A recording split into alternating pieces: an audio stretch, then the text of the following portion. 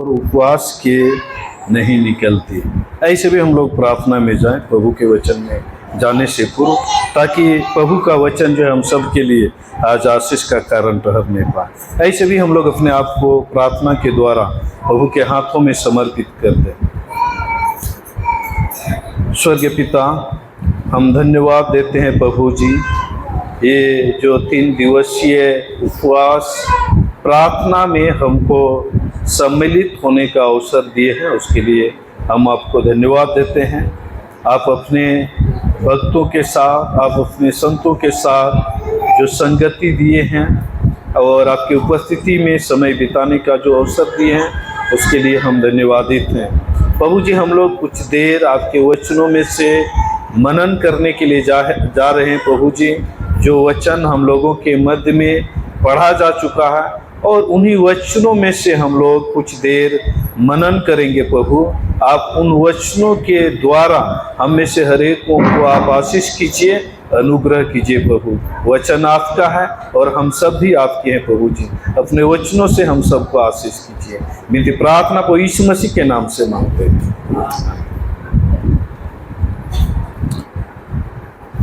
जो अंतिम पद था, जो 21 पद, अध्याय 17 का 21 पद, वहाँ पर हम लोग पाते हैं, लिखा हुआ है, ये जाति बिना प्रार्थना और उपवास के नहीं निकलती।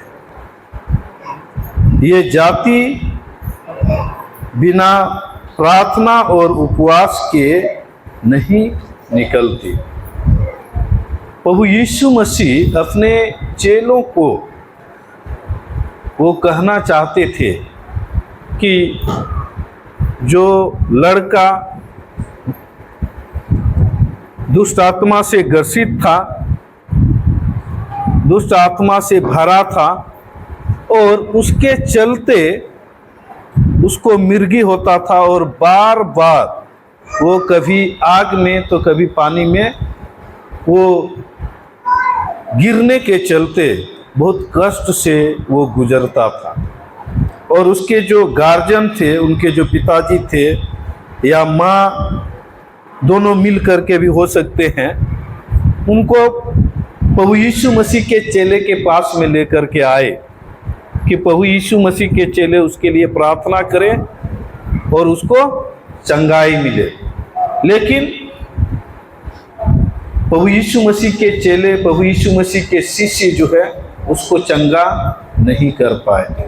ये है कहानी का सारांश। और तब जा कर के वो लोग डायरेक्ट जो है प्रभु यीशु मसीह के पास में आते हैं, और प्रभु यीशु मसीह उसको डांटता है। उसके अंदर में जो दुष्ट आत्मा था उसको डांटता है, और डांट करके उसको निकालता है, उसको चंगाई देता है।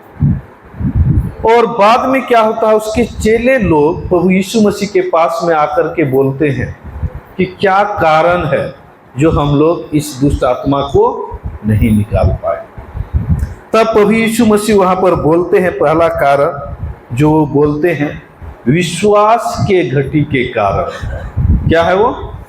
विश्वास के घटी के कारण वो लोग उस दुष्ट आत्मा को नहीं निकाल पाए। इसके बाद आगे जाकर के आप देखेंगे तो वहां लिखा है, राई के दाने के बराबर भी अगर विश्वास होगा, तो अगर इस पहाड़ को, जहां उस समय प्रभु यीशु मसीह थे और प्रभु यीशु मसीह के चेले थे, और जहां पर यह घटना घट रही थी उधर पहाड़ भी था, तो वो बोले क्या कि अगर राई के दाने के बराबर भी विश्वास होगा तो पहाड़ को भी क्या किया जा सकता है? क्या किया जा सकता है? बोला, यहाँ पर लिखा हुआ है, यदि तुम्हारा विश्वास राई के दाने के बराबर भी हो तो इस पहाड़ से कह सकोगे यहाँ से सरक कर चला जा, तो वो चला जाए। कितना विश्वास की जरूरत है? राई के दाने के बराबर जो है विश्वास की जरूरत है। अगर उतना भी विश्वास अगर हम में होगा तो पहाड़ को भी हम बोल देंगे यहाँ से सरक करके चला जा, तो वो भी क्या हो जाएगा? चला जाएगा। अंत में जब आप देखेंगे तो वहां पर लिखा हुआ है कोई भी बात तुम्हारे लिए असंभव ना होगी। पहाड़ को भी आप चले जाने के लिए बोलेंगे, वो भी चला जाएगा, और कोई भी बात जो है वो असंभव नहीं होगी। 21वां पद में इस तरह से लिखा हुआ है, वो अपने चेले लोगों को बोलते हैं, ये जो जाति बिना प्रार्थना और उपवास के नहीं निकलती, मतलब वो दुष्ट आत्मा का एक जाति है, और वो जाति बिना उपवास और प्रार्थना के वो नहीं निकलेगा। इसके लिए प्रार्थना करने की आवश्यकता है। यहाँ पर जब हम इस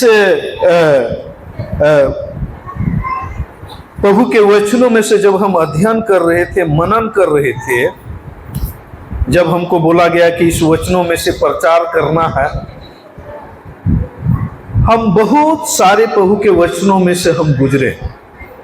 इसके बाद हमको पता चला, एक बार जो है प्रभु यीशु मसीह बोले कि उसके चेले लोगों को, उसके शिष्यों को प्रार्थना उपवास करने की जरूरत नहीं है। क्या बोले हैं? उपवास करने की जरूरत नहीं है। हम बोले कि एक जगह प्रभु जो है वो बोलते हैं कि हम उन लोगों के साथ में हैं, दुल्हा जो है बाराती लोगों के साथ में है, तो दुल्हा को उपवास करने का क्या जरूरत है। दूसरे जगह में जब हम पढ़ते हैं यहाँ पर तो लिखा हुआ है कि इस तरह के जाति को निकालने के लिए उपवास और प्रार्थना का बहुत जरूरी है, और उसके बिना ये दुष्ट आत्मा निकलने वाला नहीं है। अब पढ़ेंगे मरकुस रचित सुसमाचार अध्याय 2 का 18 से 20 पद पढ़िए, वहां पर क्या लिखा हुआ।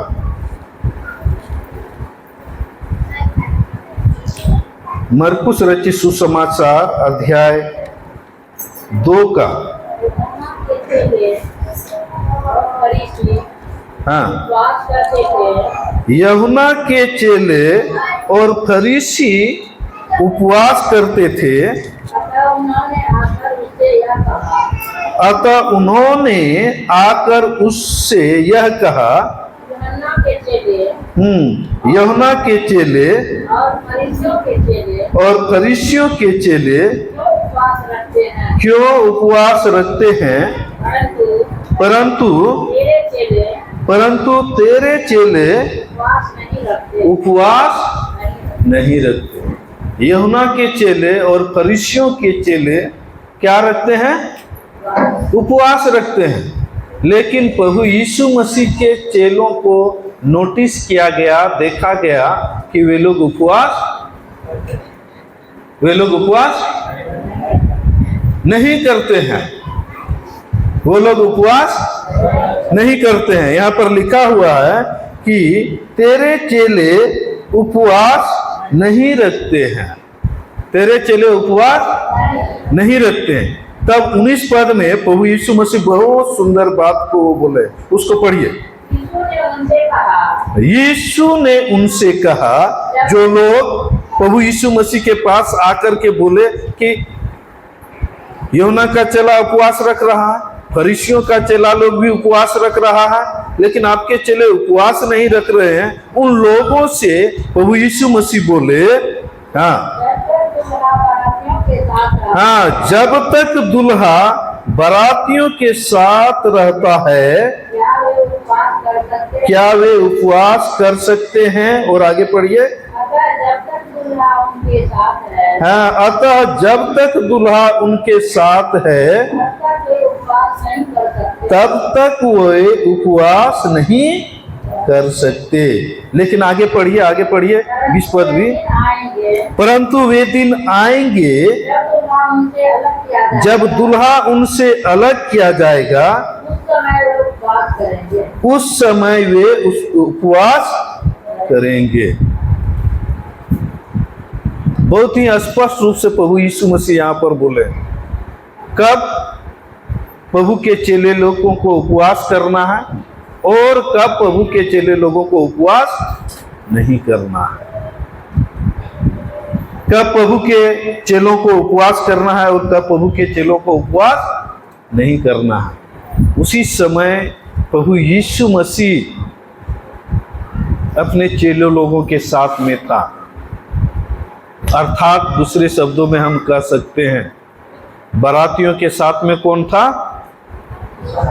कौन था? दुल्हा था। और इसीलिए उन लोगों को उपवास करने का जरूरत नहीं था।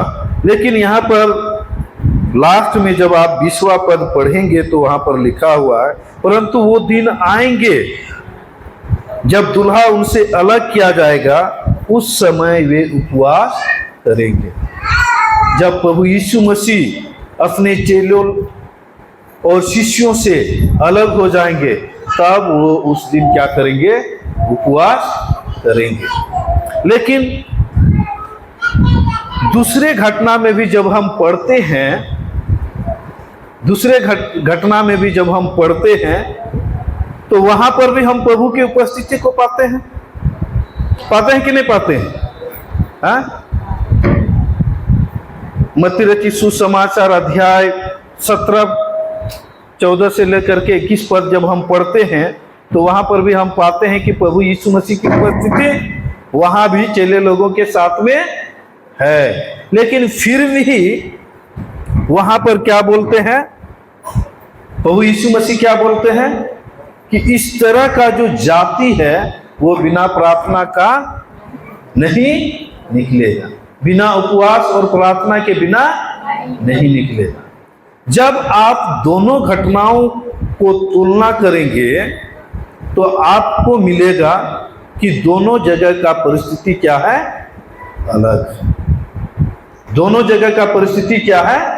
अलग है। समय के अनुसार से हमको कभी उपवास नहीं रख करके भी हम प्रार्थना कर सकते हैं, और जैसे परिस्थिति बदलता है हमको चाहिए कि हम उपवास के साथ प्रार्थना करना जरूरी है। Hallelujah, hallelujah, hallelujah. समय के साथ, बदलते परिस्थिति के साथ हमको कभी कभी क्या करना पड़ता है? क्या करना पड़ता है? उपवास के साथ प्रार्थना करने की जरूरत है, क्योंकि उस समय का जरूरत था। उस तरह के जाति से ये जो बालक था, ये जो लड़का था, वो ग्रसित था, उसमें समाया था, और उसको निकालने के लिए उसको अधिक सामर्थ की जरूरत थी। हालेलुया, अधिक सामर्थ की जरूरत थी, और अधिक सामर्थ के लिए उसको उपवास के साथ प्रार्थना करने की जरूरत थी। हालेलुया। ये नहीं कि प्रभु यीशु मसीह वहां भी है यहां भी है तो उसको उपवास प्रार्थना करने की जरूरत नहीं है। इसी के साथ यहां पर हम लोगों को सीखने के लिए मिलता है, समय समय पर हमको उपवास के साथ प्रार्थना करने की जरूरत है। हालेलुया।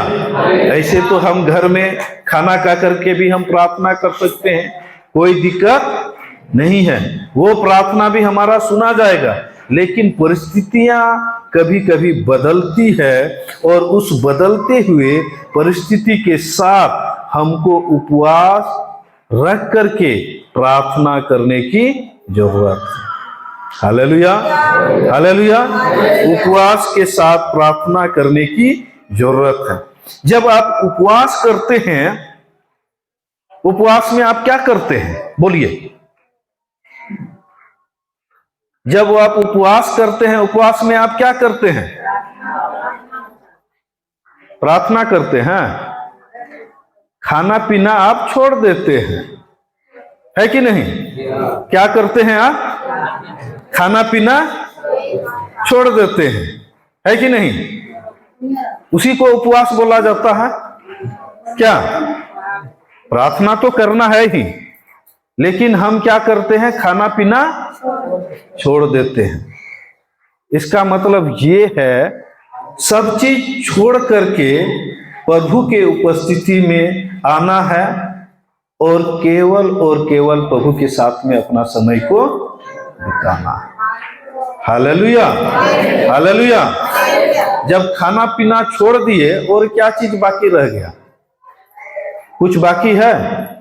हाँ, कभी कभी लोग क्या होते हैं, परिवार में झगड़ा कर लेते हैं और मन बहुत दुख हो जाता है। उस समय में भी लोग खाना खाने के लिए छोड़ देते हैं। सही है कि नहीं है? है कि नहीं? वो उपवास है क्या? हाँ, कभी कभी घर में कोई हमसे जुदा हो जाते हैं, बिछड़ जाते हैं, जिसका देहांत हो जाता है, स्वर्गवास हो जाता है, जिनसे हम बहुत प्रेम करते हैं। उस समय में भी कई बार हम लोग अपना खाना पीना क्या करते हैं? त्याग देते हैं, छोड़ देते हैं। उसको उपवास बोल सकते हैं? बोलेंगे 2-3 रोज से खाना नहीं खाया है, उपवास कर रहा, बोलेगा लोग? हाँ, मेरे कहने का मतलब है, जब हम उपवास में हैं,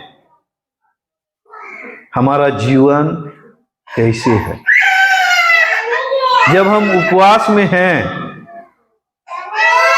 हम अपना समय किस तरह से बिता रहे हैं?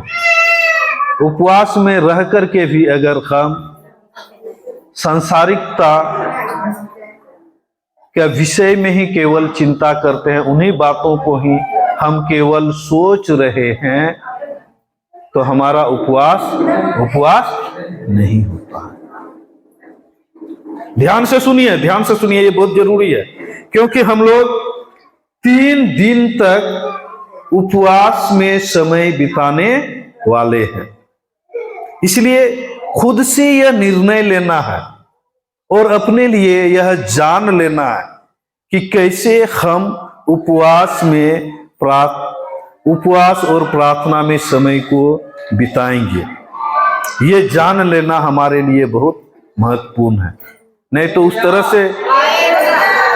उस तरह से हो जाएगा, किसी के साथ में झगड़ा कर लिए हैं और खाना नहीं खा रहे हैं, या इस तरह से होगा, किसी दुख में है, तकलीफ में है, खाने का मन नहीं कर रहा इसलिए नहीं खा रहे हैं। उस तरह से भी होगा, पेट खराब है, एसिडिटी ज्यादा हुआ है, खाने का मन नहीं कर रहा है, इसीलिए हम क्या कर रहे हैं? उपवास कर रहे हैं। किसी किसी का पेट झड़ जाता है, डिसेंट्री हो जाता है, उसमें भी लोग खाना पीना क्या करते हैं? छोड़ देते हैं। वो सब जितना खाना पीना जो छोड़ा जाता है, और ये जो खाना पीना हम लोग छोड़े हैं और जो उपवास कर रहे हैं, वो कंप्लीटली अलग है। हालेलुया। वो कंप्लीटली क्या है? अलग है। इसका मतलब ये है कि ये समय हम केवल और केवल प्रभु के लिए हम बिताना चाहते हैं। हालेलुया। ये समय केवल और केवल हम प्रभु के साथ रहने में हम बिताना चाहते हैं। हालेलुया। अगर हम इस बात में सफल हो जाते हैं तो हमारा उपवास और प्रार्थना सफल हो जाता है। Hallelujah, hallelujah. लेकिन उपवास रखे हैं, फिर भी अन्य बातें आपको परेशान कर रही है, आपको डिस्टर्ब कर रही है। यहां बैठने से आपका सोच, बैठे तो यहां है लेकिन कहीं और अगर चला जा रहा है, आपका उपवास में जो है वो खलल हो रहा है, आपकी प्रार्थना में वो विघ्न डाल रहा है। इस बात को आप जान लीजिए। कोई भी बात, अभी जो समय जो आप अलग किए हैं, वो समय जो है केवल और केवल आप और प्रभु के बीच में समय बिताने वाला होना बहुत जरूरी है। हालेलुया। प्रभु के बीच में और आपके बीच में वो समय बिताने वाला होना बहुत जरूरी है। तभी जाकर के हमारा प्रार्थना जो है वो सफल होगा, अन्यथा हमारा प्रार्थना सफल नहीं होगा। अपने आप को जांचिए, आप प्रभु के उपस्थिति में कैसे बैठे हैं, किस सोच और समझ के साथ आप इस उपवास प्रार्थना में सम्मिलित हुए हैं, उपस्थित हुए हैं। खुद को जांचिए और अपने से खुद जो है निर्णय लीजिए कि हमको केवल और केवल प्रभु के लिए ये समय बिताना है। हालेलुया। केवल और केवल प्रभु के लिए ये समय हमको बिताना है, और तभी जाकर के हम जो है इस जो उद्देश्य के साथ हम प्रभु की उपस्थिति में बैठे हैं, उस उद्देश्य में हम सफल हो पाएंगे, अन्यथा नहीं, अन्यथा नहीं। हमको बहुत सतर्क होने की जरूरत है। यहां जो वचन हम लोगों ने पढ़ा है मत्ती रचित सुसमाचार अध्याय 17 का, वहीं से हम लोग थोड़ा देर जो है हम लोग मनन करने के लिए जा रहे हैं, और निश्चित तौर से जो है प्रभु हम सबको जो है अपने वचनों से आशीष हम लोगों को करेंगे। जब आप यहाँ पर अध्ययन करते हैं, मनन करते हैं, आप पाएंगे इससे पहले प्रभु यीशु मसीह के चेले लोगों का प्रार्थना जो है वो सुना गया था, और बहुत सारे आश्चर्य कर्म भी जो है प्रभु यीशु मसीह के चेले लोग किए थे। लेकिन यहाँ पर वे लोग क्यों असफल हुए, और वे लोग उस लड़के को क्यों ठीक नहीं कर पाए? उस लड़के को वो लोग क्यों ठीक नहीं कर पाए? इस चीज को हम लोग यहां पर देखेंगे। उनके असफलता के पीछे क्या कारण था, इस विषय को हम लोग सीखेंगे। क्यों प्रभु यीशु मसीह के चेले लोग जो है ये ठीक है उसको ठीक नहीं कर पाए?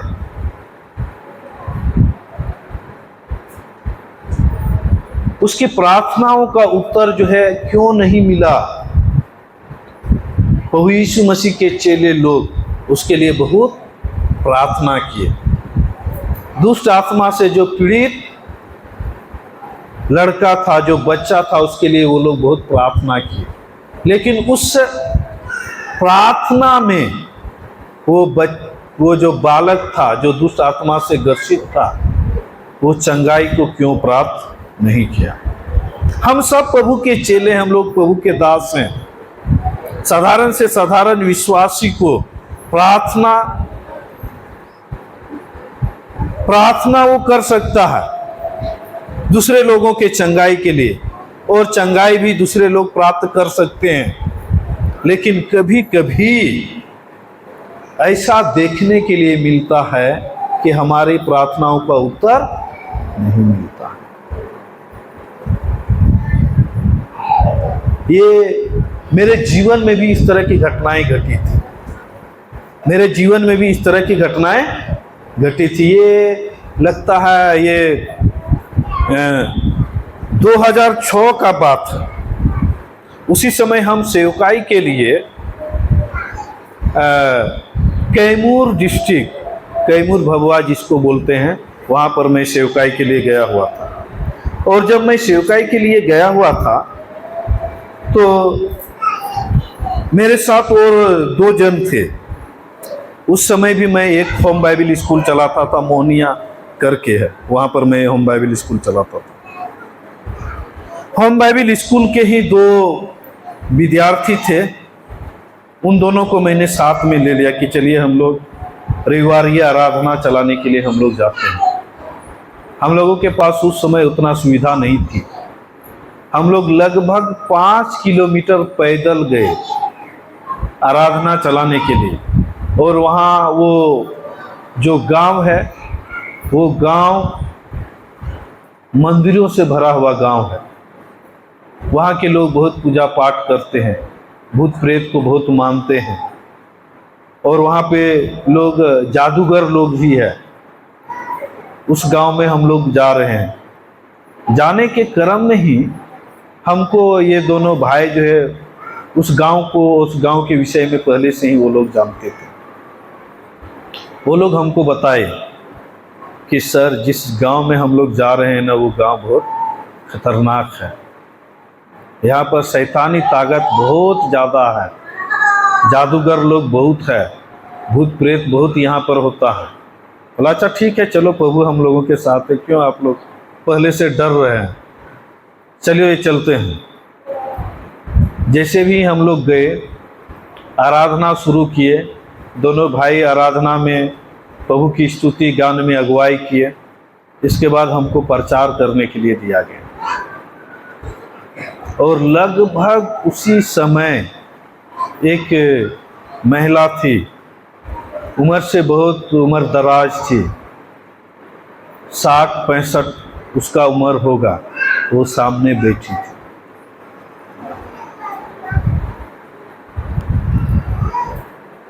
ऐसे प्रचार करते करते जब हम अचानक मेरा नज़र जो है उस बूढ़ी माँ से मिला, उसको जब हम देखे, उसका आँख दूध जैसा पूरा सफेद हो गया सेकेंड में। देख रहे हैं ऐसे, देखते ही देखते आँख जो है दूध जैसा सफेद हो गया। इसके बाद पूरा छटपटाने लगी। हम बोले, दोनों भाई को जाकर के पूछे, अरे क्या हुआ इसको? बोला सर इसको शैतान पकड़ लिया। क्या पकड़ लिया है? शैतान पकड़ लिया है। हम सेवकाई के लिए गए हैं, प्रभु का काम करने के लिए गए हैं, प्रभु का सेवा करने के लिए गए हैं, और ऐसा जगह में हम चले गए जहां पर जो हम कभी नहीं सोचे थे वैसा हमको सामना करना पड़ गया। अब प्रचार बंद। प्रचार क्या हो गया? एक आदमी शैतान पकड़ा है, छटपटा रहा है। प्रचार करेंगे कि प्रार्थना करेंगे? बोलिए। अब प्रचारों करेंगे तो कौन सुनेगा? सुनेगा कोई? कोई नहीं सुनेगा, क्योंकि वो छटपटा रहा है और सबका ध्यान उसी पर चला गया है। सबका ध्यान उसी पर चला गया है। तब हम बोले दोनों भाई को, चलो उसको पकड़ के लाओ, उसके लिए प्रार्थना करते हैं। लगभग आधा घंटा तक हम प्रार्थना किए। कितना देर तक प्रार्थना किए? अच्छा, आप लोग प्रार्थना करते हैं? प्रार्थना करते हैं कितना देर तक? चाची बोलेगी सामने है। हाँ? मतलब हम आधा घंटा बोल दिए तो आप भी आधा घंटा, थोड़ा अधिक भी बताइए। अच्छा ठीक है, चाची बोली आधा घंटा, वो भी आधा घंटा प्रार्थना करती है। और कोई बोलिए। हाँ? 15 मिनट। अच्छा, और एक बहन बोली, दीदी बोली, वो 15 मिनट प्रार्थना करते हैं। मेरा उस दिन का सबसे लंबा प्रार्थना था 15 मिनट। उस दिन का सबसे अधिक समय जो है हम प्रार्थना में बिताए थे 15 मिनट। नहीं तो मेरा प्रार्थना जो है आधा घंटा हम बिताए, केवल प्रार्थना आंख बंद करके खाली प्रार्थना में 15 आधा घंटा हम बिताए। लेकिन उससे पहले केवल 10 से 15 मिनट प्रार्थना करते थे। कितना प्रार्थना करते थे? बोलिए। और उस दिन को हम कितना प्रार्थना किए? आधा घंटा। ये पहला प्रार्थना है, अभी प्रार्थना खत्म नहीं हुआ। आधा घंटा प्रार्थना किए, फिर भी जो है दुष्ट आत्मा निकल करके नहीं निकल रहा है। आधा घंटा प्रार्थना किए, फिर भी नहीं निकल रहा है। और फास्टिंग करके गए थे। जब तक जो है रविवारी आराधना नहीं होगा तब तक खाना नहीं खाते हैं। प्रार्थना करते करते आवाज भी बंद होना शुरू हो गया। आवाज भी नहीं निकल रहा, एकदम बहुत धीरे धीरे आवाज निकल रहा है। शरीर में ताकत नहीं है, बहुत भूख भी लगा हुआ, प्यास भी लग रहा है। प्रार्थना कर रहे हैं फिर भी आवाज जो है ठीक से नहीं निकल रहा है। फिर हम बोले कह रहे नहीं निकल रहा है जी, चलो तुम दोनों प्रार्थना करो। नहीं सर, हम लोग अभी तक प्रार्थना नहीं किए हैं, ऐसे लोगों के लिए आप ही प्रार्थना कीजिए। हम दोनों तो आपका चेला है, आप हमारा गुरु हैं, आप ही प्रार्थना कीजिए। वो दोनों भी डर रहा है प्रार्थना करने के लिए। बोला ठीक है। दोनों भाई को बोले तुम इधर पकड़ो और एक भाई को बोले तुम इधर पकड़ो। इसके बाद वो दोनों को कान में बोल रहे हैं थोड़ा जोर से पकड़ना है। वो दोनों भी एकदम पूरा जोर से पकड़ लिया उसको। इसके बाद फिर प्रार्थना कर रहे हैं। आधा घंटा प्रार्थना किए, फिर खत्म नहीं हुआ। आंख खोल करके देख रहे हैं, फिर भी वो दुष्ट आत्मा नहीं निकला है। फिर प्रार्थना किए, कितना देर हुआ, फिर 1 घंटा हुआ, 1 घंटा हुआ ना। फिर प्रार्थना किए, फिर भी नहीं निकल रहा है। ये सब मैं इसलिए बता रहा हूं, उस दिन से पहले हम उतना ज्यादा कभी प्रार्थना, उस दिन से पहले हम उतना ज्यादा कभी प्रार्थना नहीं किए थे। हम भी सोच रहे हैं प्रभु आप हमको कहाँ बुलाए हैं, सेवकाई में बुलाए हैं कि कहाँ आप हमको बुला करके लाए हैं। मेरा प्रार्थना को भी आप नहीं सुन रहे हैं, हम क्या करेंगे।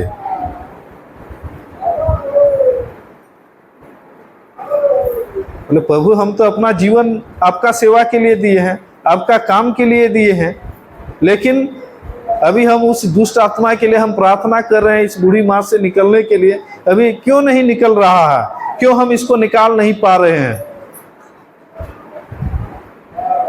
कुछ सुनवाई नहीं हो रहा, कुछ सुनवाई नहीं हो रहा। तब हम मन में पूरा एकदम सोच लिए, मन में हम पूरा सोच लिए, बोले कि अब जो है ये अंतिम प्रार्थना होगा। ये प्रार्थना क्या होगा, अंतिम प्रार्थना होगा। 3 बार प्रार्थना किए, नहीं निकला, आधा घंटा करके। अब लास्ट में बोले कि अब हम प्रार्थना करेंगे और ये प्रार्थना अंतिम प्रार्थना होगा। अंतिम प्रार्थना हम इस तरह से हम प्रार्थना किए। बहुत गुस्सा भी उठ रहा है, थक भी गए हैं। और प्रभु के साथ में जो है मेरा एक तरह का बोलिए जो है झगड़ा हो रहा है। क्या हो रहा है, झगड़ा हो रहा है। प्रार्थना में क्या हो रहा है, झगड़ा हो रहा। तब हम उसी समय प्रार्थना कर रहे हैं, प्रभु अभी जो हम प्रार्थना कर रहे हैं ये प्रार्थना अंतिम प्रार्थना है। ये प्रार्थना कौन सा प्रार्थना है, अंतिम प्रार्थना है। प्रार्थना में ही हम बोल रहे हैं प्रभु ये अंतिम प्रार्थना है। अभी अगर ये शैतान, ये दुष्ट आत्मा नहीं भागेगा तो हम भाग जाएंगे यहाँ से। समझ रहे हैं ना। अगर ये दुष्ट आत्मा नहीं भागेगा तो क्या करेंगे, हम भाग जाएंगे। इसलिए अभी ये दुष्ट आत्मा भागना चाहिए। बहुत जोर जोर से प्रार्थना कर रहे हैं, बहुत रोए, बहुत गिड़गिड़ाए। इसके बाद जब इस तरह से प्रार्थना किए वो दुष्ट आत्मा भाग गया। Hallelujah, hallelujah.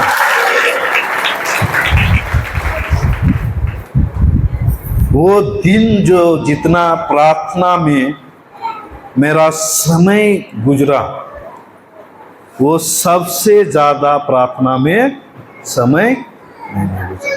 हालेलुया। और उसका परिणाम ये हुआ, दुष्ट आत्मा क्या हुआ, भाग गया। कई बार क्या होता है ना कि प्रभु हमें सामर्थ देना चाहता है, अधिक से अधिक सामर्थ। अधिक से अधिक शक्ति हमको देना चाहता है, लेकिन उसके सामर्थ, उसके शक्ति को पाने के लिए हम उसके उपस्थिति में समय नहीं बिताते। हम प्रार्थना में समय नहीं बिताते हैं। और कारण क्या होता है कि हमें जो सामर्थ्य का काम परमेश्वर हमको दिए हैं, उस सामर्थ्य के काम में हम क्या होते हैं? असफल होते हैं। हालेलुया। उस काम में हम क्या होते हैं? असफल होते हैं। जब आप देखेंगे चेले लोग, प्रभु यीशु मसीह के चेलों को जब आप देखेंगे, जब प्रभु यीशु मसीह उसके साथ थे, कई बार उन्होंने अपने चेलों को बोला, निरंतर प्रार्थना करो, प्रार्थना में अपना समय को बिताओ। और वे लोग प्रार्थना में समय को बिताने में वो लोग असफल हुए थे। प्रार्थना में समय को बिताने में वो लोग क्या हुए? असफल हुए। जब प्रभु यीशु मसीह जब पकड़वाया जाने वाला था, उससे पहले वो जाकर के अकेले में प्रार्थना करता था। उसके चेले लोग भी उसके साथ में थे और अपने चेले लोगों को वो बोले कि तुम लोग भी इधर प्रार्थना करो। और जब प्रभु यीशु मसीह गए प्रार्थना करने के लिए, जब वो आए तो देख रहे हैं चेला लोग क्या कर रहा है? बोलिए, क्या कर रहा है? सो रहा है।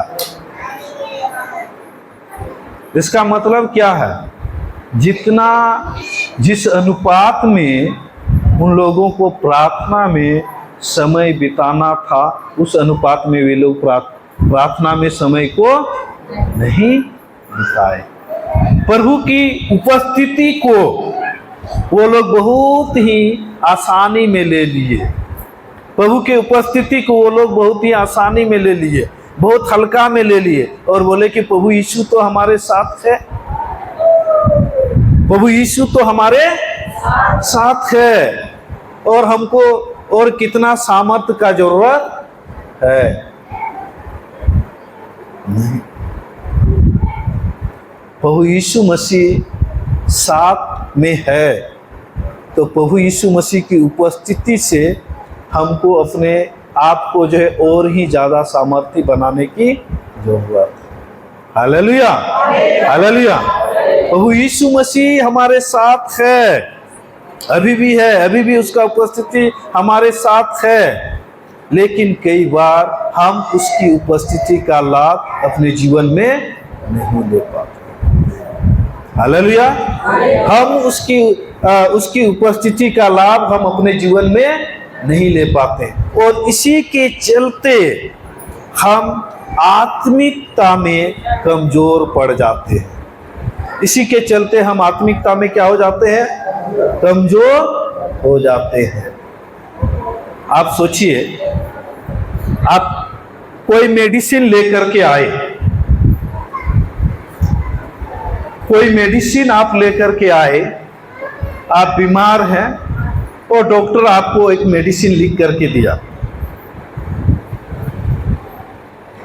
आपको बुखार हुआ और बुखार के लिए डॉक्टर से आप पैरासीटामोल लेकर के आए, लेकिन पैरासीटामोल लेकर के आने के बाद आप उसको कहीं पर रख देते हैं, आप अपना घर में उसको खाते नहीं हैं, उसका लाभ आप नहीं लेते हैं, तो बोलिए आपका बुखार उतरेगा? ये बोलेंगे क्या कि नहीं, मेरे पास तो पैरासीटामोल है,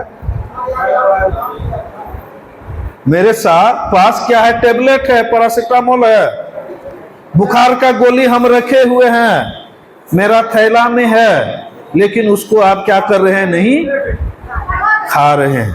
आपका बुखार उतरेगा? हाँ, नहीं उतरेगा। प्रभु यीशु मसीह तो साथ है, लेकिन प्रभु यीशु मसीह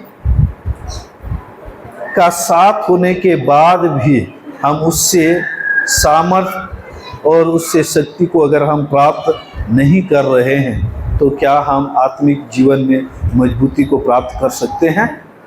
बोलिए, आत्मिक जीवन में मजबूती को हम प्राप्त कर सकते हैं? बोलिए, कभी नहीं। ठीक उसी तरह से होगा, आप पॉकेट में रखे हुए हैं पैरासीटामोल और बोलेंगे कि मेरा बुखार उतर जाए।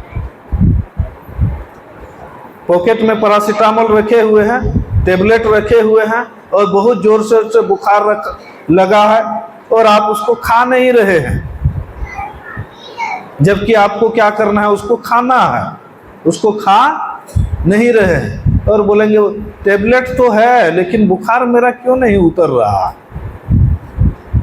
ऐसा बोल सकते हैं?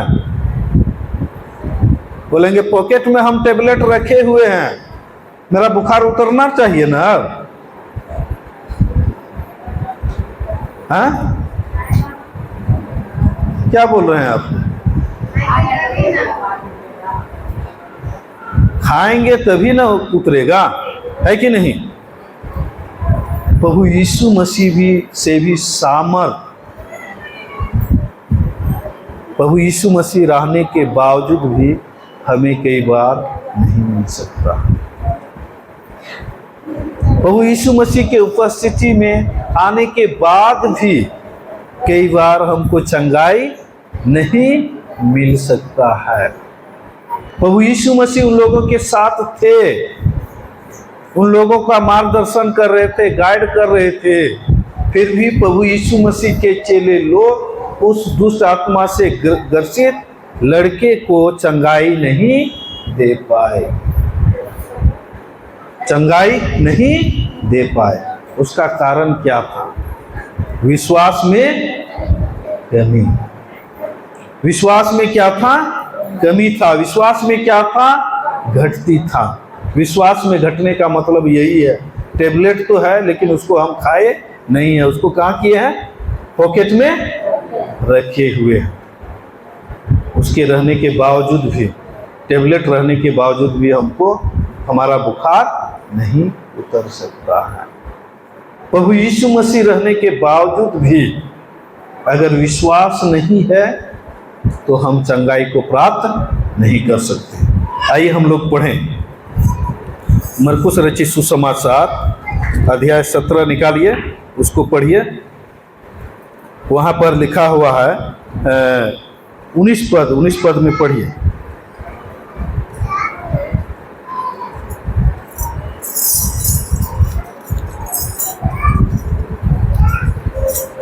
वहाँ लिखा हुआ है, तब चेलों ने एकांत में यीशु के पास आकर कहा, हम उसे क्यों नहीं निकाल सके।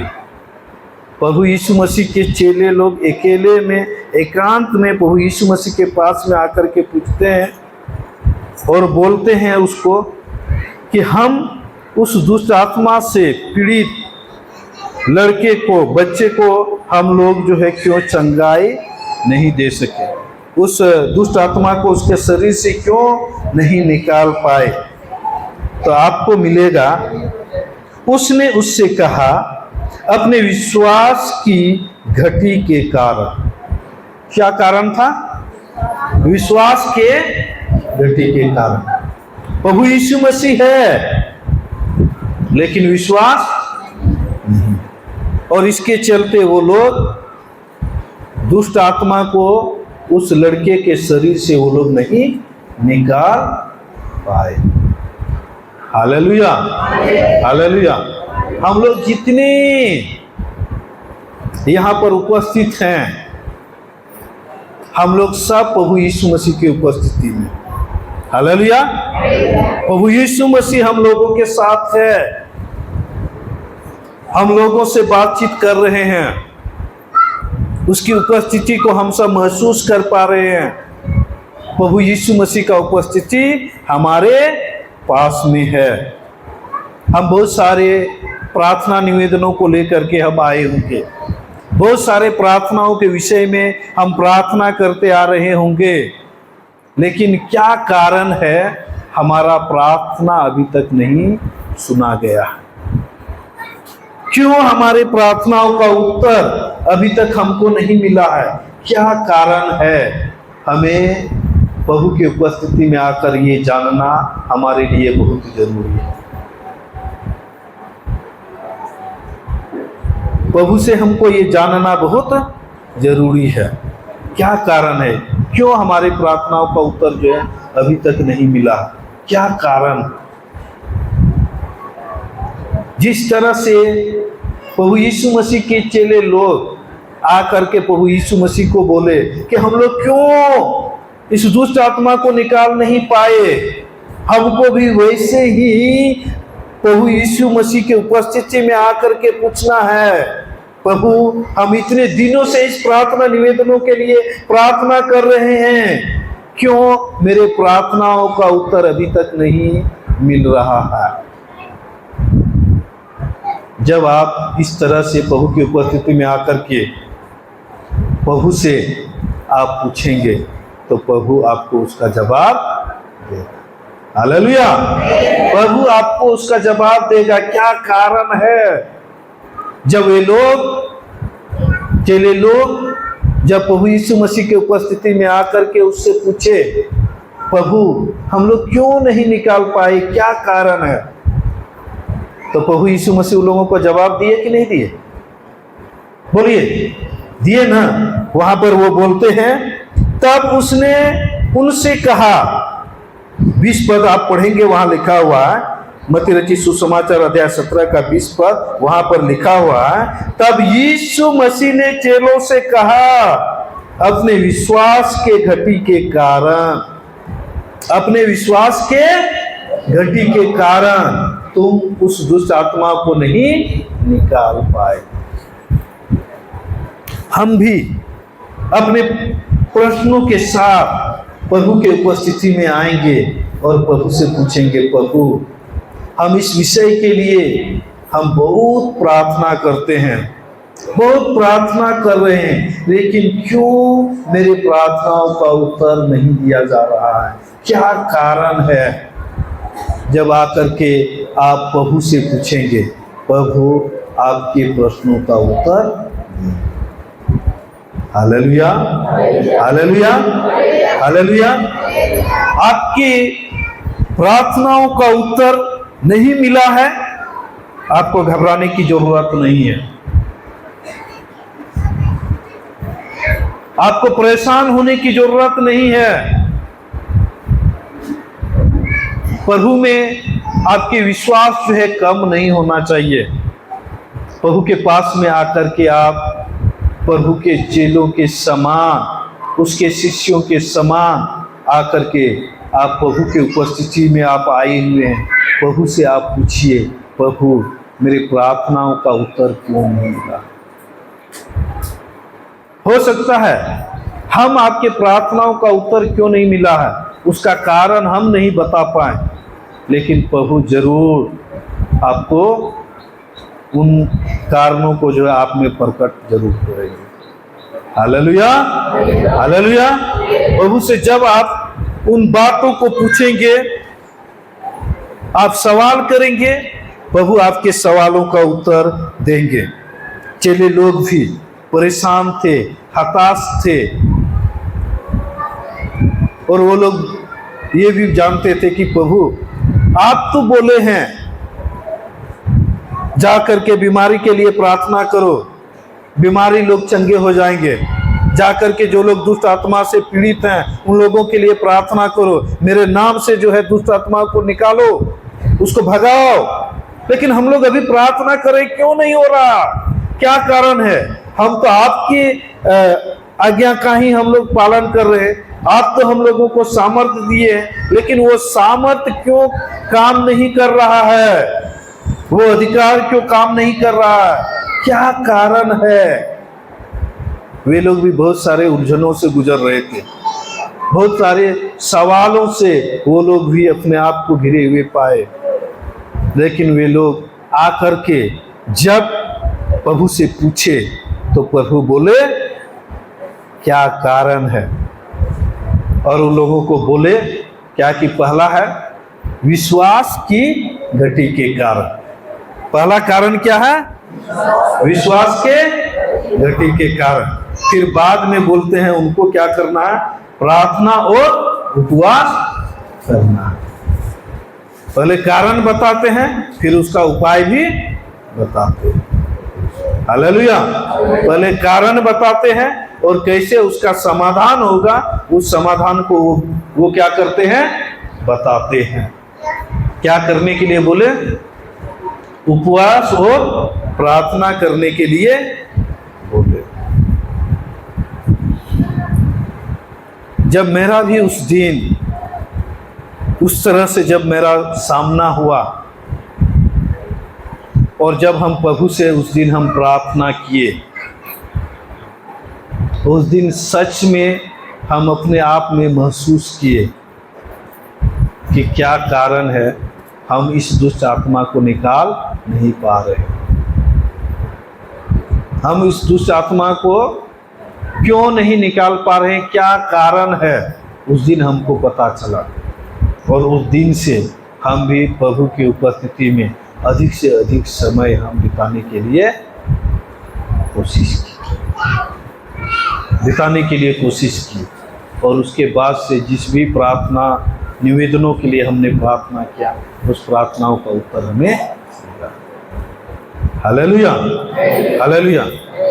आप जब यहाँ पर आए हुए हैं, बहुत सारा आपका पुराना प्रार्थना निवेदन सब होगा। कई बार आप उस प्रार्थना निवेदनों के लिए प्रार्थना किए होंगे, लेकिन आपका विषय, आपका समस्या जस का तस रहा होगा। आपको घबराने की जरूरत नहीं है। आज आपको ये समय मिलता है प्रभु की उपस्थिति में आने का, ये एक सुंदर अवसर आपको मिलता है, सुंदर पल आपको मिलता है कि आप प्रभु की उपस्थिति में घुटना टेक करके प्रभु से आप प्रार्थना करें, प्रभु से आप सवाल करें, प्रभु से आप बातचीत करें कि प्रभु मेरी प्रार्थनाओं का उत्तर अभी तक क्यों नहीं दिया गया, क्या कारण है और हमको क्या करना चाहिए। जब आप प्रभु के उपस्थिति में अपने घुटने टेक करके प्रभु से प्रार्थना करते हुए इस तरह का सवाल को जब आप करेंगे, प्रभु कारण को बताएंगे और उस समस्या का समाधान करने का उपाय भी बताएंगे। Hallelujah, hallelujah, hallelujah. हमको प्रभु की उपस्थिति में विश्वास योग्यता के साथ घुटने टेक करके प्रभु से प्रार्थना करने की जरूरत है। इसीलिए हम शुरुआत में ही बोले हुए,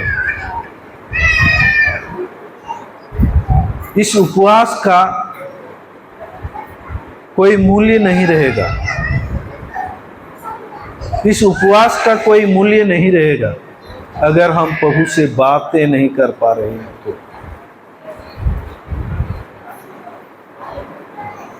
कोई मूल्य नहीं रहेगा। अभी बहुत सारे लोग होंगे, कई कारणों से आज हो सकता है वो लोग खाना नहीं खाए होंगे, यहाँ पर शायद वो लोग उपस्थित नहीं है, उसकी उपवास को उपवास नहीं कहा जा सकता। बहुत सारे लोग होंगे, एक दूसरे से लड़ाई झगड़ा किए होंगे, अपने मन को तकलीफ में रख करके वो लोग बोले कि हम खाना नहीं खाएंगे, या अन्य कारणों के वजह से भी वो लोग खाना नहीं खाए, छोड़ दिए हैं खाना खाने के लिए। उसका खाना नहीं खाना उपवास नहीं कहलाएगा। हम जब उपवास में हैं, हमारा बातचीत जो है प्रभु के साथ में होना बहुत जरूरी है। प्रभु से बातचीत करना बहुत जरूरी है, प्रभु के उपस्थिति में समय को बिताना बहुत जरूरी है, प्रार्थना में समय को बिताना बहुत जरूरी है। जब आप चर्च आते हैं ना, चर्च भवन के अंदर जब आते हैं, आपको ये सोच लेना चाहिए कि आप प्रार्थना में प्रवेश करते हैं।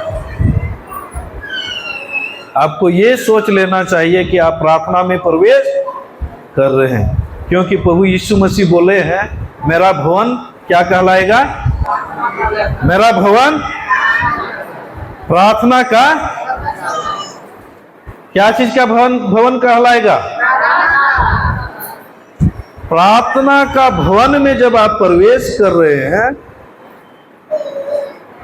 आप प्रार्थना में प्रवेश कर रहे हैं। हालेलुया। आप कॉलेज जाते हैं, कहाँ प्रवेश करते हैं? कॉलेज के अंदर जाते हैं तो आप बोलेंगे कि नहीं, मैं कॉलेज के अंदर हूं। बोलते हैं कि नहीं बोलते हैं? बैंक जाते हैं, किसी का फोन आता है, पूछता है लोग कहाँ है आप, क्या बोलते हैं? क्या बोलते हैं? बैंक का भवन ना है कि नहीं? बैंक का घर है, भवन है, उसके अंदर है। और आप बोलते हैं, लोग बोलते हैं हेलो कहाँ है? आप बोलते हैं मैं बैंक में हूँ। हमारा भाई लोग, बहन लोग कॉलेज के अंदर रहेगा, फोन आएगा, माँ बाप लोग पूछेंगे बेटा बेटी कहाँ हो? हम कहाँ हैं? कॉलेज में हैं। ये भवन किसका है? प्रार्थना का। किसका भवन है ये? यहाँ बैंक है क्या? कॉलेज है क्या? हॉस्पिटल है क्या? ये घर क्या चीज का है? प्रार्थना का। आप जब अंदर आप प्रवेश किए, आपको समझना है कि हम कहाँ प्रवेश किए हैं? प्रार्थना में। Hallelujah, hallelujah. कहाँ प्रवेश किए हैं? प्रार्थना में प्रवेश किए हुए। अब वचन को भी सुन रहे हैं, आपको ये सोचना चाहिए कि हम प्रार्थना में। हालेलुया। प्रभु की स्तुति आराधना कर रहे हैं, आपको ये सोचना चाहिए कि हम कहाँ हैं? प्रार्थना में। हालेलुया। ये सोच जो है रखना बहुत जरूरी है। ये सोच रखना बहुत जरूरी है। हमारा प्रार्थना से अपने आप को क्या करना है? घेर लेना। बैंक जाते हैं ना तो वहां पर भी लिखा हुआ है, कई बार बैंक में भी लिखा हुआ रहता है मोबाइल फोन का इस्तेमाल नहीं करें। देखे हैं कि नहीं? है मतलब जिस काम के लिए आए हैं उसी काम को करके इधर से चुपचाप चले जाना है। दूसरे अर्थों में अगर हम बोल सकते हैं तो ये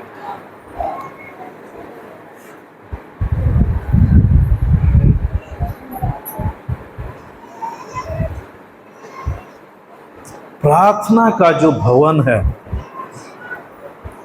ये सब जगह से अलग और सब जगह से अधिक मूल्यवान जगह।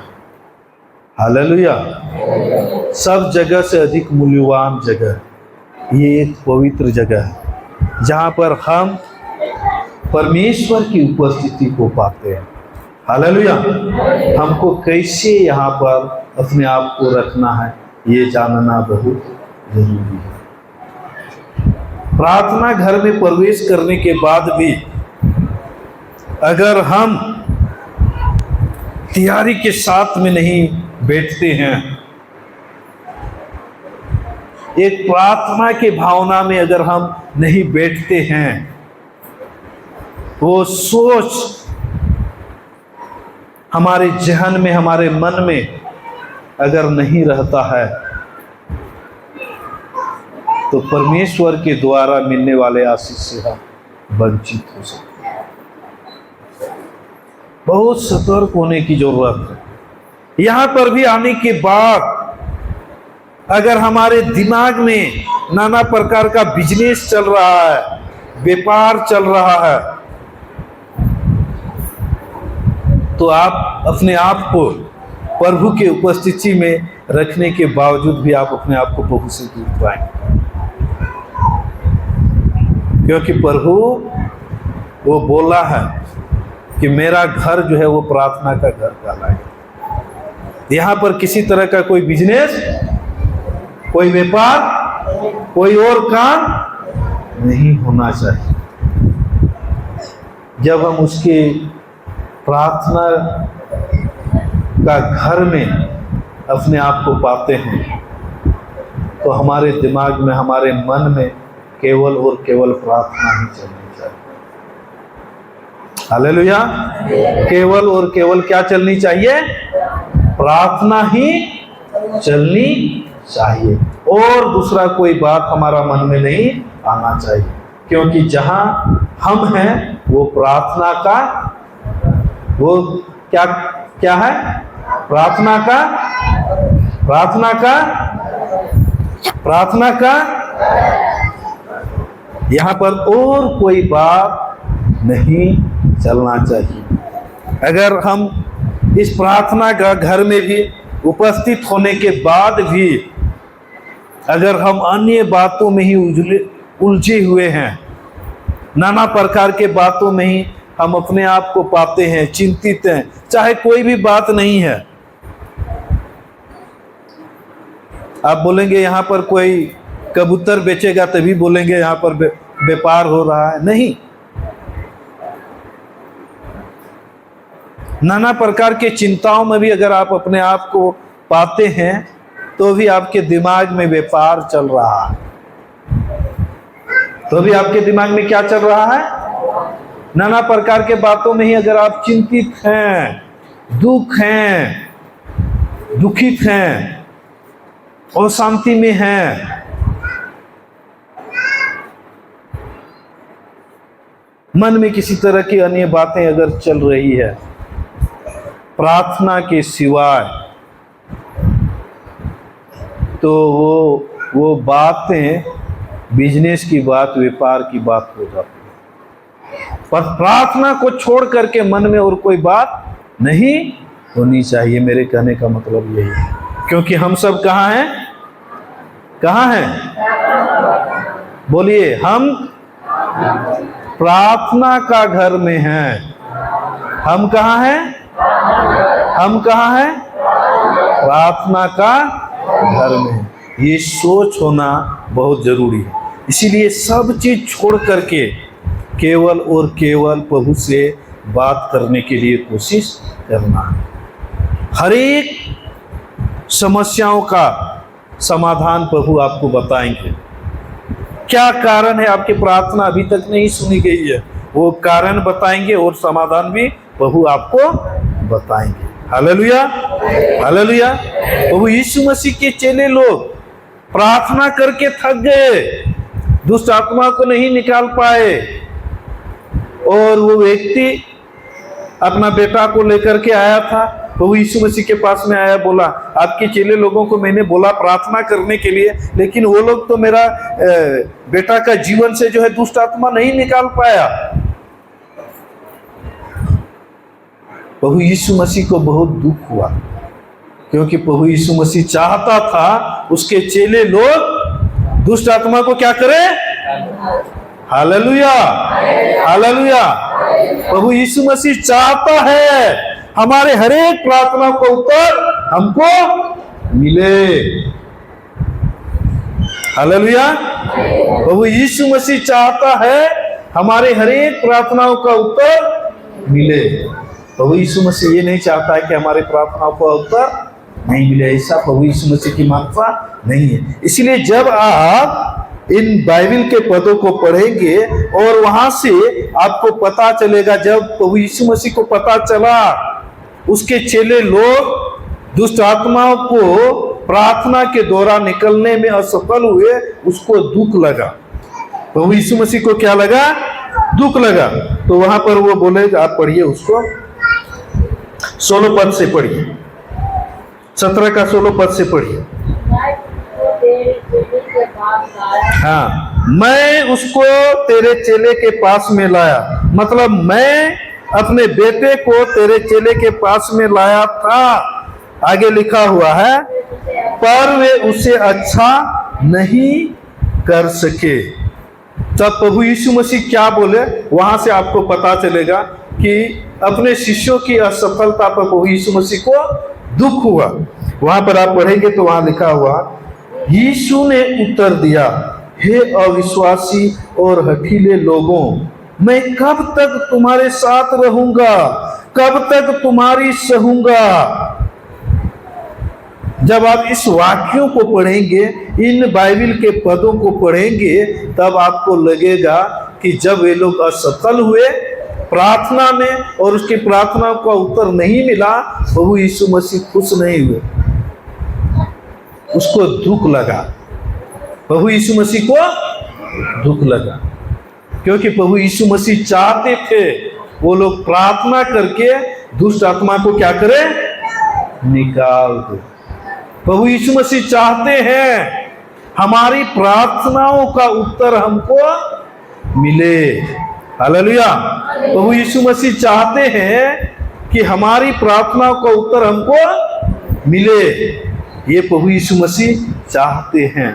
और इसीलिए वो लोगों को डांटते हैं, वो लोगों को बोलते हैं क्या कि हे विश्वासी और हठीले लोगों, कब तक मैं तुम लोगों के साथ में रहूंगा और कब तक जो है तुम लोगों को इस तरह से सहूंगा। तुम लोगों को मजबूत होना है और मजबूत होना है और सामर्थ्यशाली तुम लोगों को बनने की जरूरत है। हालेलुया।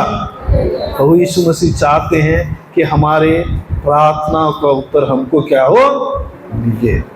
ये प्रभु यीशु मसीह की भी मंशा है, लेकिन कारण हमको जानना बहुत जरूरी है। प्रभु यीशु मसीह तो साथ में थे, लेकिन फिर भी वो लोग विश्वास में कमजोर थे। प्रभु यीशु मसीह की उपस्थिति तो उन लोगों के साथ में था, लेकिन फिर भी वो लोग विश्वास में कमजोर थे। और यही कारण था कि उनके प्रार्थना को उत्तर उनको, हालेलुया। पहला है कि खुद वो लोग विश्वास में कमजोर हो गए, और दूसरा है कभी कभी परिस्थिति बदल जाती है, परिस्थिति बदल जाती है, और उस बदलते हुए परिस्थिति के अनुसार से हमारा प्रार्थना करने का तरीका में भी बदलाव होना चाहिए। पर कभी कभी हम लोग क्या करते हैं, खाना खा करके भी हम लोग सुबह शाम प्रार्थना करते हैं कि नहीं करते हैं, लेकिन विशेष बातों के लिए, विशेष परिस्थितियों के अनुसार हमको उपवास रख करके प्रार्थना करने की जरूरत है। हालेलुया। उपवास रख करके प्रार्थना करने की जरूरत है। इसीलिए यहाँ पर बोले हैं, पर यह जाति बिना प्रार्थना और उपवास के नहीं निकलती। वो तो खुद परमेश्वर थे, उसके पास तो सब कुछ था, सब अधिकार था, लेकिन चेले लोगों के पास में उसके बराबरी का सामर्थ नहीं था। और इसीलिए चेले लोगों को वो सिखाते हैं, पढ़ाते हैं और बोलते हैं कि ये जो जाति है ना, ये बहुत क्या है, बहुत कट्टर है, बहुत मजबूत है। इस जाति को, इस दुष्ट आत्मा को निकालने के लिए उपवास करना है, उपवास के साथ प्रार्थना करना है, तब जाकर के तुमको इस काम में सफलता, हालेलुया हालेलुया, तब जाकर के तुमको इस काम में क्या मिलेगा, सफलता मिलेगा।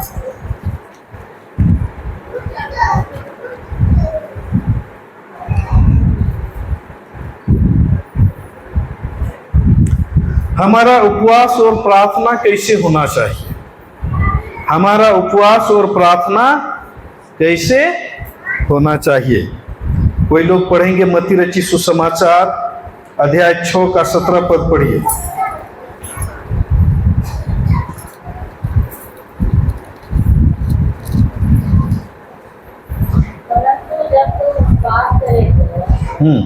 अपने सिर पर देख और मुंह दो, बाकी लोग नहीं, परंतु तेरा पिता जो गुप्त में है तुझे उत्पाती जाने। इस दशा में तेरा पिता जो गुप्त में देखता है तुझे प्रतिफल देगा, तुझे प्रतिफल देगा। हमारा उपवास, प्रार्थना, उपवास रखना जो है गुप्त होना चाहिए। हमारा उपवास कैसा होना चाहिए, गुप्त होना चाहिए। हमारा उपवास कैसे होना चाहिए, गुप्त होना चाहिए, लोगों को दिखाने के लिए नहीं होना।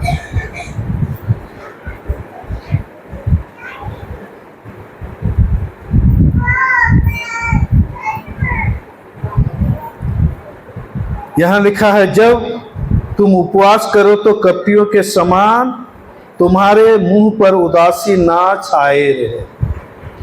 कपटियों के समान मुंह में उदासी, बहुत दुख लगा है, बहुत निराश है, चेहरा देखने से भी लगता है कि खाना नहीं, वैसा नहीं। हमारा चेहरा से ये प्रदर्शित नहीं करना है कि हम उपवास में हैं, खाना नहीं खाए हैं, नहीं तो देखने में ही लगेगा कि नहीं क्या किए हैं, खाना नहीं खाए। लोग भी आपका चेहरा देख करके पूछेगा, अरे क्या हुआ, तो चेहरा मुरझाया हुआ है।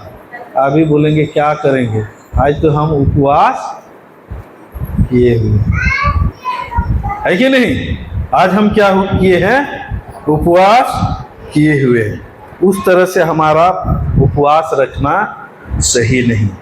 अपनी व्यक्तिगत उपवास को गुप्त रखना जरूरी। लेकिन यहाँ तो सब लोगों को पता है,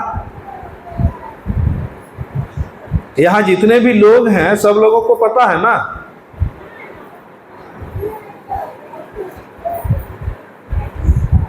उपवास प्रार्थना है बोल करके, है कि नहीं, सब लोगों को पता है ना। सामूहिक में जब आप प्रार्थना करते हैं, उपवास रखते हैं, तो सब लोगों को पता होता है कि आप क्या किए हैं, गुप्त है, छुपा हुआ है। लेकिन फिर भी आप उसको छुपा करके रख सकते हैं, अपने चेहरा पर उसको प्रदर्शित, अपने चेहरा से नहीं दिखाना। एक तो उपवास रखे हैं और ऊपर से पूरा मुंह लटका करके मरल को आदमी जैसा बैठे हुए हैं। क्या करेंगे, हम कभी उपवास नहीं न किए हैं, इसलिए हमको बहुत थकावट लग रहा है। उपवास तो आप और किए हुए हैं, लेकिन और आप दिखा रहे हैं कि 10 दिन से उपवास किए हैं जैसा, वैसा नहीं होना चाहिए। लेकिन जब आप व्यक्तिगत रीति से उपवास रखते हैं, तब दूसरे लोगों को पता नहीं चलता है कि आप उपवास किए हैं कि नहीं। लेकिन फिर भी घर वाले लोगों को तो पता चलता है, नहीं चलता है पता। मेरे कहने का मतलब है, अपने चेहरा से उसको दिखाना नहीं है और खुद बताने का जरूरत नहीं कि आप प्रार्थना किए हैं। आपका प्रार्थना जो है रहस्य होना चाहिए, गुप्त रहना चाहिए। दूसरा है, उपवास को प्रार्थना के साथ में जुड़ा जाना चाहिए। उपवास को प्रार्थना के साथ में जोड़ा जाना चाहिए। जब आप उपवास कर रहे हैं, आपका जीवन, आपका समय जो है उपवास के लिए समर्पित होना बहुत जरूरी है। नहीं तो संसार में अन्य लोग लड़ाई झगड़ा करके खाना नहीं खा रहे हैं, भूखे हैं, और लोग मना रहा है, बेटा खा लो ना, कितना देर तक गुस्सा रखोगे, उसके जैसा हो जाएगा, क्योंकि उसमें प्रार्थना नहीं है। लड़ाई झगड़ा किए हैं या कोई दुख में है, तकलीफ में है, किसी लोगों का मोबाइल खो जाता है तो भी वो लोग खाना पीना छोड़ देते हैं। जब तक हमको नया मोबाइल नहीं मिलेगा हम खाना नहीं खाएंगे। उसमें भी तकलीफ में रहते हैं। किसी का कुछ खो जाता है, पैसे खो गया, पर्से खो गया, है कि नहीं, अपना कोई बिछड़ गया। मेरे कहने का मतलब ये है, हमारा जो उपवास है इसको प्रार्थना के साथ में जोड़ा जाना चाहिए। हालेलुया। हमारा प्रार्थना का, उपवास का संबंध जो है प्रार्थना से होना जरूरी है।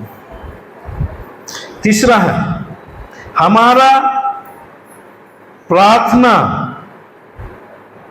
परमेश्वर के इच्छा के अनुसार से होना चाहिए। हमारा प्रार्थना कैसे होना चाहिए, कैसे होना चाहिए,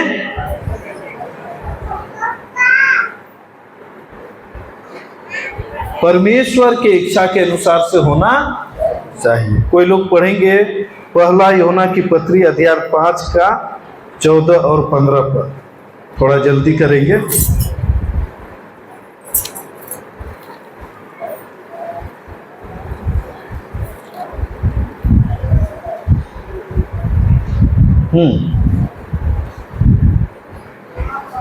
पढ़िए चाची, है ना माइक।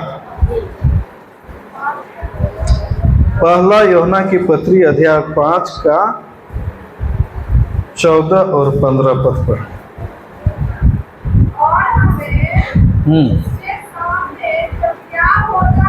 और हमें उसके सामने जो हियाव होता है यह है कि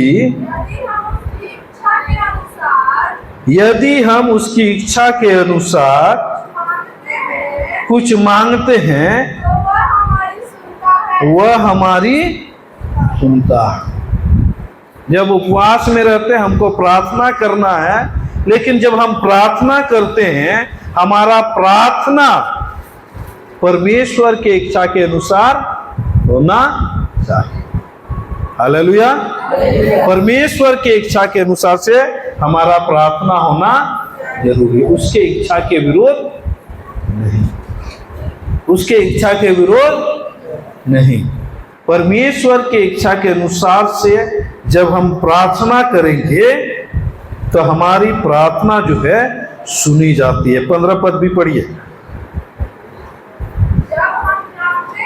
जब हम जानते हैं कि जो कुछ हम मांगते हैं वह हमारी सुनता है। जो कुछ हम मांगते हैं परमेश्वर हमारी प्रार्थनाओं को सुनते हैं, और यह भी जानते हैं जो कुछ हमने उससे मांगा वह पाया है। जो कुछ हम उससे मांगते हैं वो हम क्या करते हैं, पाते हैं। हमको उसके इच्छा के अनुसार से मांगना चाहिए। हमको उसके इच्छा के अनुसार से क्या करना चाहिए, मांगना चाहिए। उसके इच्छा के विरुद्ध अगर हम मांगते हैं तो हमारी प्रार्थनाओं का उत्तर हमको नहीं मिलेगा। हालेलुया। हमारी प्रार्थनाओं का उत्तर नहीं मिलेगा। सर आप सोचिए, एक छोटा सा एक बेटा है 2-3 साल का। वो बेटा आपको जो है तलवार मांगेगा, आप देंगे? मैं क्या पूछ रहा हूं, थोड़ा बोलिए। आपको 3 साल का बेटा आपको बोलेगा कि हमको तलवार दीजिए जिसमें बहुत धार है, थोड़ा सा से ही वो कट जाए, आप उस बेटे को तलवार देंगे? क्यों नहीं देंगे? बोलिए, कोई बात नहीं, बोलिए। हाँ, कोई तो कुछ बोल रहा है उधर, एक दीदी बोल रही है। हाँ बोलिए। हाँ, किसी को वो काट भी सकता है या खुद भी कट सकता है। ध्यान देने वाली बात है। जब आप अपना बेटा को तलवार नहीं देते हैं, इसका मतलब क्या होता है कि आप अपना बेटा से प्रेम नहीं करते हैं। बोलिए, आप अपना बेटा से प्रेम नहीं करते हैं। आपका बेटा बोलेगा कि माँ आप हमसे प्रेम नहीं करते हैं, आप हमसे प्रेम करते तो हमको जो तलवार हम मांग रहे हैं वो तुरंत आप हमको देते। हाँ, ऐसे आपका बेटा आपसे बोलेगा, आप देंगे उसको तलवार? बेटा ले लो तलवार, दीजिएगा? कितनों कुछ बोले तो भी आप उसको तलवार, क्योंकि उससे उसको खतरा है या दूसरे लोगों को भी खतरा पहुंचा सकता है। क्योंकि आप उससे प्रेम करते हैं इसीलिए आप उसको तलवार, है कि नहीं? कई बार हम लोग परमेश्वर की इच्छा के विरोध प्रार्थना करते हैं, बोलते हैं प्रभु हमको ये दे दीजिए ना, इतना दिन से हम प्रार्थना कर रहे हैं, क्यों मेरा प्रार्थना को आप नहीं सुन रहे हैं? और मन में संदेह करेगा, सच में प्रभु हमसे प्रेम करता है कि नहीं?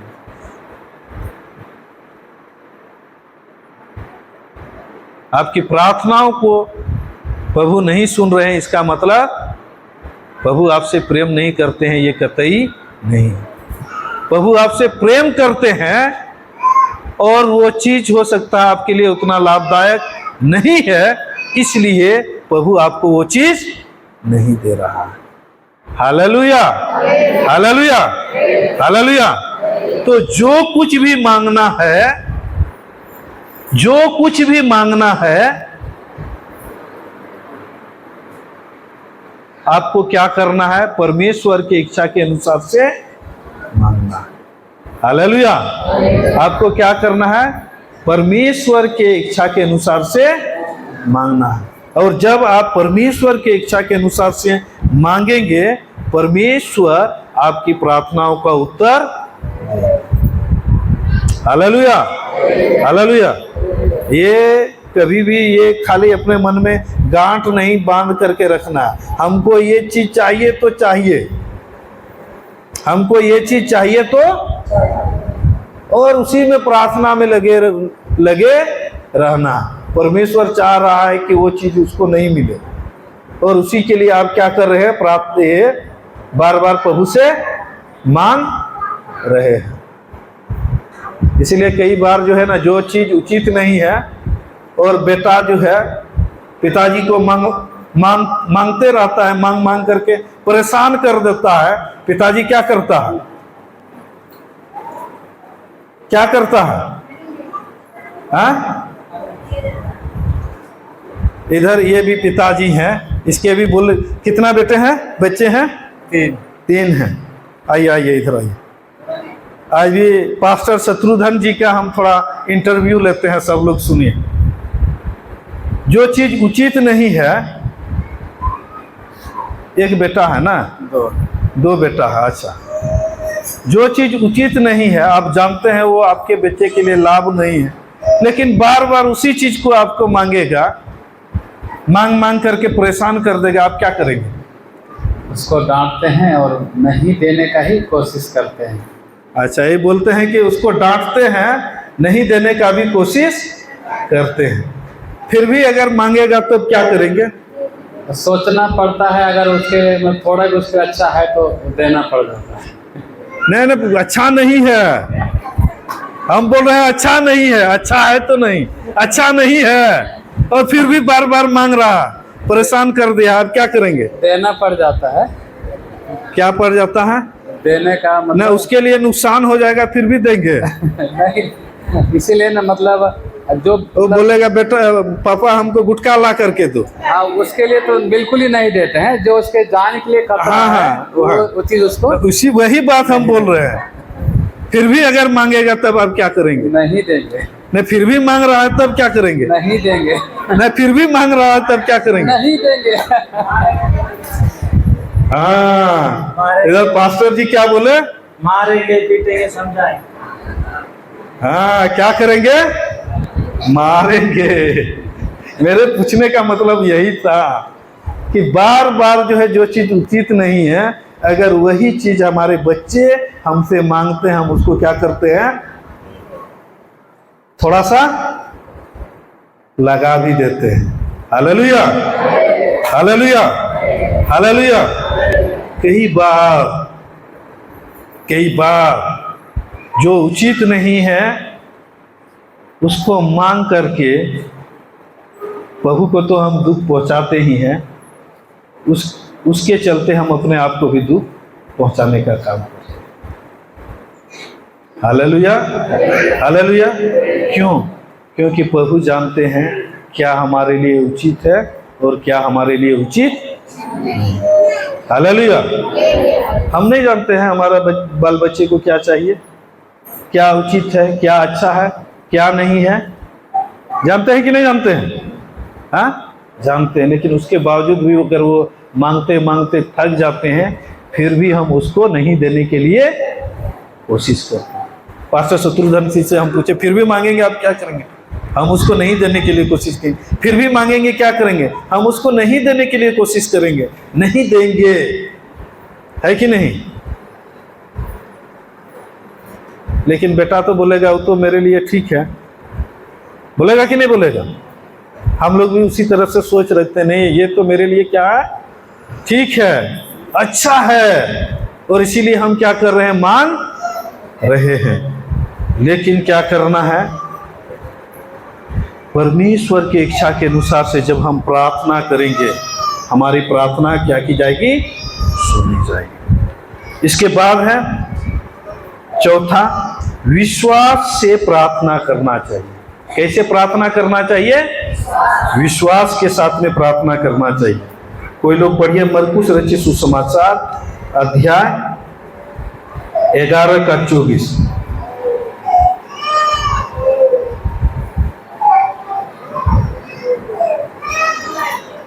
इसलिए मैं तुमसे कहता हूँ कि जो कुछ तुम प्रार्थना करके मांगो, हाँ, जो कुछ तुम प्रार्थना करके मांगो, मतलब जो कुछ भी हम प्रार्थना करके मांगते हैं, हाँ, तो प्रतीति कर लो कि, प्रतीति कर लो कि मतलब विश्वास कर लो, विश्वास करो तुम्हें मिल गया, हाँ, कि तुम्हें मिल गया है और तुम्हारे लिए हो जाए। तुम्हारे लिए हो जाएगा। Hallelujah, hallelujah. मतलब विश्वास करके हमको प्रार्थना करने की जरूरत है कि वो चीज हमको क्या हुआ है, मिल गया है और वो हमारे लिए हो जाएगा। ये विश्वास हमारा होना चाहिए। जब कभी भी हम प्रार्थना करते हैं, हमारा विश्वास प्रार्थना के साथ में होना जरूरी है। हालेलुया, प्रार्थना के साथ में होना जरूरी है। आइए सभी हम लोग खड़े हो जाएं।